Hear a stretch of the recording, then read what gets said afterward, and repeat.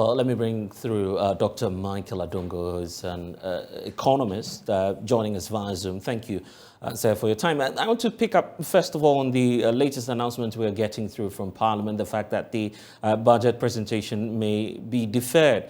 The explanation is we need urgently a bailout from the International Monetary Fund, and once the negotiations are not done, it may not be appropriate for the Finance Minister to go ahead. How much of an impact will this have on the economy? Yeah, thank you for having me, Bless.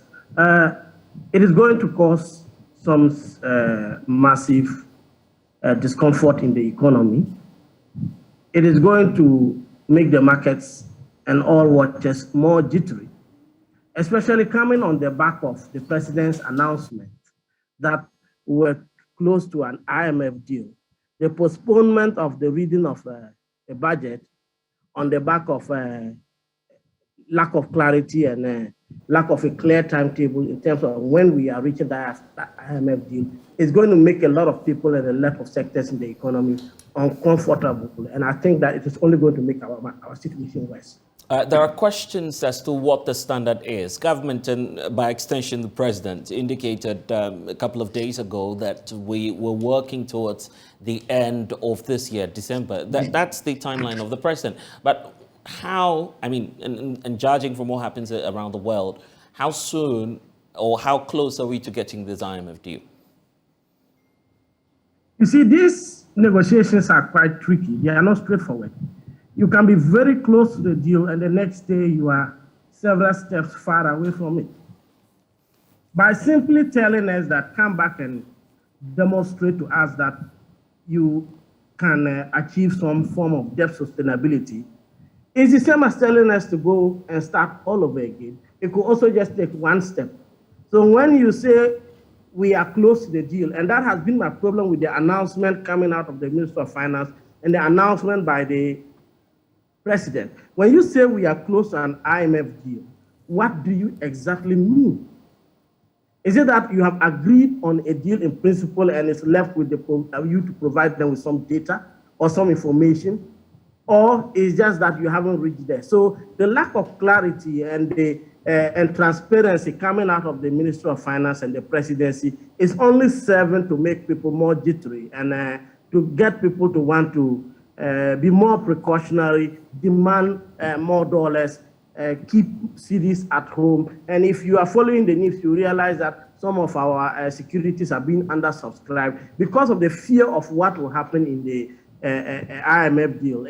Unfortunately, we have to pursue the path of domestic debt factoring, then many are afraid to invest. So these are the things that we are going to have going forward, that people can't take decisions. People become more precautious because you have not provided them a way forward. And I think that it is only going to serve to make our situation worse. I wish there was more clarity coming out of the Minister of Finance. The last time we were ever close to such an economic crisis was way back in 1983. I'm not sure if the conditions are the same, but are there any key lessons we can pick up way back and try and implement them now as we inch closer to the budget presentation?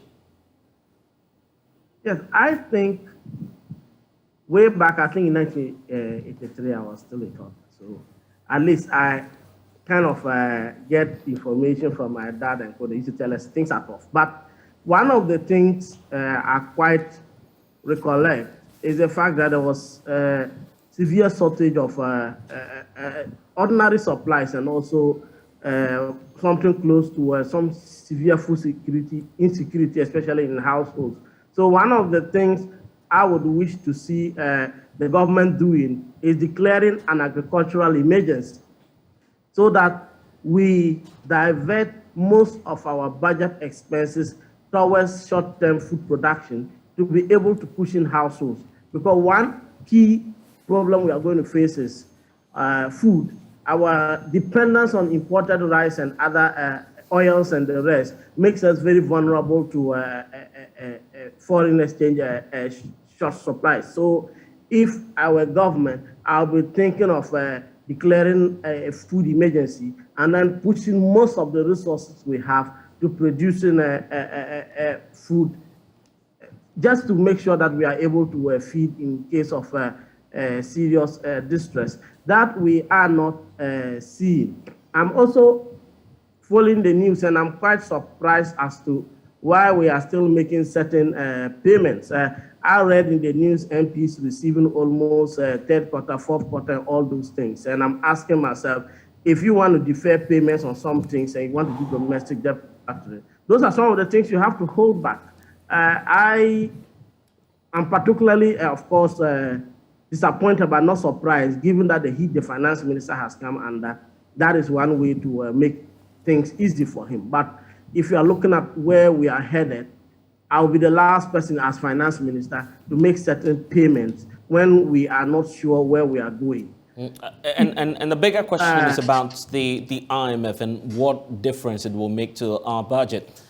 Why can't we simply go ahead as a nation, plan for ourselves, even without the bailout? What difference will it make? That's the unfortunate situation. We cannot, because we cannot finance our budget from our domestic revenues. That has been said over and over again. We are heavily indebted, and we are doing debt servicing almost close to half of our revenues, if not more. If you take the latest debt to GDP ratio, we are in 106, so we can't even get to both. If we return to the domestic market and rely on the Bank of Ghana for official financing, that is already being speculated to have gone beyond the 5% allowed margins. So if we say we want to look into our economy, we want to look at the domestic options, it has to take concrete cuts in our budget and our expenditures, and more, let me say, more realistic sacrifices in terms of budget cuts than what we are seeing. For now, what you hear from the president is ministers and appointees in MMD is taking a 30% cut in their salaries. That one, I don't even know which 30% we are talking of. Whether it is their basic or it is their take-home pay, we don't know. They have not been asked that question. But if it is their basic, I think that is just a symbolic gesture, because we all know that the demon is in their allowances and all the perks they get. Up to now, none of us know how much we have made from that kind of gesture. So it is not a realistic approach to domesticating our budget.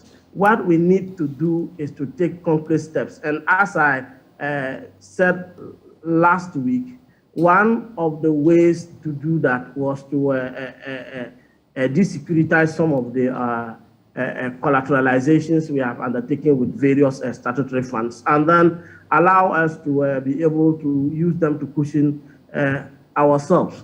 We need to cut down the size of government. And when we say cut down, it's not just, we mean marginally. Bring it, reduce it by half, because I think that given the number of ministers and state appointees we have, if we reduce that drastically, we could save something and then go ahead.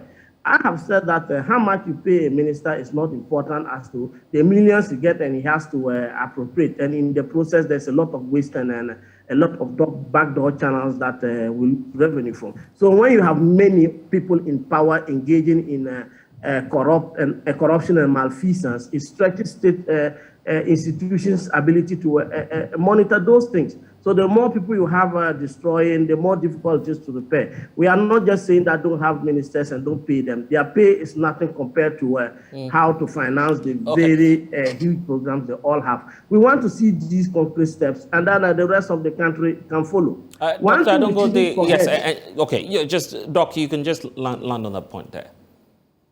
Yes, one thing we shouldn't forget is that this budget is going to set in motion serious labor agitations, worse than we are currently having, because they expect that the IMF deal is going to come with some conditionalities, and those conditionalities may be maybe temporary moratoriums on wage increments and the rest. And organized labor is not going to accept that in any way. I think that there will be some effort to get government to recognize that living conditions are tough. So we are in for some tough times. If we don't read the budget, there's some problem. If we read the budget, we are going to have to deal with the issue about inflation is not going away anytime soon. There are concerns that even the IMF bailout itself, correct me if I'm wrong, will not deal practically with matters bordering on inflation. But that's the utmost concern of the average Ghanaian right now as we speak. Yes, I think that inflation is a key driver of the cost of living in the country, and it's largely domestic. It's largely because of our taste and tied to the exchange rate. You would notice that, yes, in recent times, the inflation in the foreign goods basket has kind of plateaued a little, but you can still see that even food prices and others are going. And as you see transport prices rising and petroleum prices rising, petroleum-driven inflation and food price-driven inflation is going to continue. And we're going to have that for quite a while. And I don't think even the IMF deal is going to curtail that. Once people have a lot of liquidity, CDs, and the velocity or the rate at which money circulating is high, as it is now, you don't expect inflation to cool down just because you have gotten some foreign exchange. Yes, we may be able to control or maybe temporarily ease the pressure on the cedi, and we could see some marginal appreciation. I am not optimistic that we can get the cedi back to, let's say, 7 or 8 Ghana cedis. It's a new normal that we should be ready to have a cedi beyond 10 Ghana cedis and going. And it is going to take some time for our lives and way of spending to adjust to this new reality. It's going to take some time for wages to move upwards to take account the high cost of, let's say, foreign commodities, goods and services, and vis-a-vis the high exchange rate. Once we are able to get some relief from the IMF and the economy starts cooling off, we are going to probably be staying probably above the 10 Ghana cedis to a dollar for quite a while. That's what I think. Anyway, we await to see what the outcome of the negotiations will be. Dr. Michael Adongo, development expert, joining us here on The Pulse. Thank you for your time.